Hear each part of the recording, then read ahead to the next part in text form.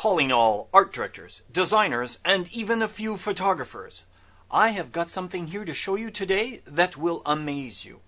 Imagine with me now that you could take a series of layers as you see here in this Photoshop document and record the position, the opacity, and even the styles applied to those layers.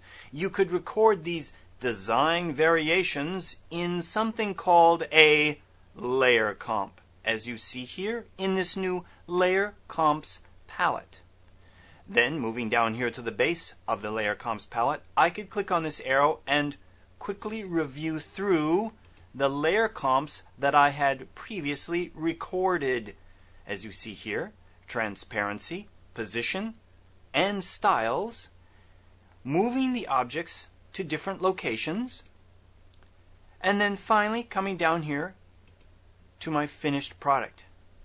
Notice that I've moved position, I've changed opacity, I've added in text on a path, a new incredible feature here today.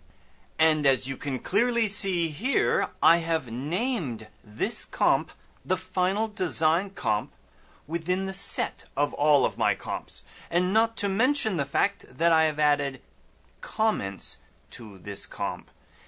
And did I tell you that if you were to export this comp using the fabulous scripts which ship with Photoshop, you could export this to a web photo gallery and the comp names and the comments would travel with it. As you will also notice, as I move over here to my layers palette and toggle down on the black and white text layer, you notice that I can turn on or off layer masks as part of these recorded comps. Now you're saying to yourself, how can I record a layer comp of my very own? Well, let's start from the beginning. I'm going to go back in time over here in the history palette, so far back in time that I have no layer comps. I would like to create my very own layer comp. As you can see here, I have a series of layers and layer sets in my layers palette. I'm going to now turn on the visibility of some of these layers. Let's start here with this text layer. And let's also turn on this crazy hair layer here. I now have a configuration that I might want to record. To do that, I move over here to the base of my layer comps palette and click here at the base. It's that simple. Here you can see that I'm going to record visibility, position, and appearance. I can name the file and even put in comments. I'm now going to click OK. Well, that seems simple enough. Let's try something else. With my Move tool selected and the crazy hair targeted, I'm going to move that item. And I'm going to show you a tip and technique you need to know. When creating layer comps, I like to not crop my images. I bring my images in so that I can move them around and position them inside or outside the frame of my working area, as you can see here. So keep that in mind when bringing objects in. Do not crop them. I'm going to position this one right about there. Then I'm going to move up here to my text layer, target that, and move that down, just like that. So now I have a new configuration. I would like to record this by moving down here to the base of the layer comps palette and record it like we did before. I'm just going to leave the name at layer comp 2 and click OK. Okay, let's review what we've got going on here. I currently have selected layer comp number 2. If I click here, I can view layer comp number 1 and then back to layer comp number 2.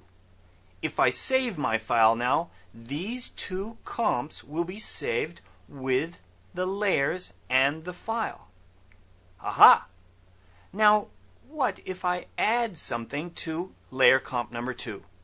Let's turn on another layer. In this case, let's split the color in half with this right here. So I now have an addition. Now notice that the small icon here has moved up to the top. It's no longer placed here on layer comp number 2. That's because layer comp number 2 has been altered and adjusted, and we're now reflecting something brand new. So now we have a choice. We can move down here to the base of the layer comps palette and create a new layer comp, or we can update layer comp 2 to reflect the changes. To do that, I move to this icon, the Update Layer Comp icon at the base of the Layer Comps palette. By clicking this and targeting Layer Comp 2, as you see here, and click this, I have updated this layer comp to reflect the addition of this split color layer set. Now you understand a little bit more. But then you say to yourself, what happens if I add something to this? Here I have an image.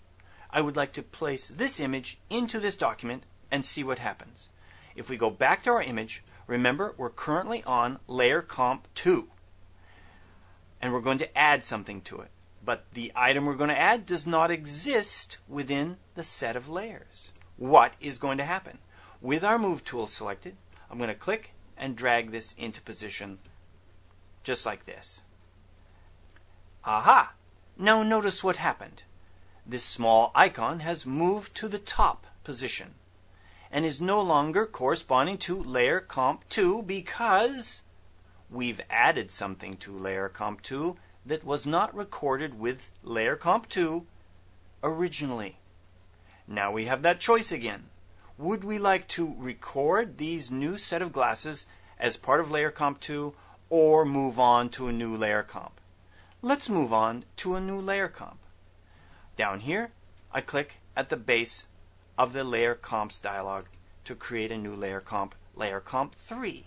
So we now have 3 comps. And now you're saying to yourself, we've turned on different layers, we've added a file that did not exist originally. What if I throw something away? What happens then, Russ? Well, let's give it a try. If I take this layer set and throw it in the trash can here, watch what happens in the layer comps palette. Did you see that? You now have this small icon here indicating that you've made a major change.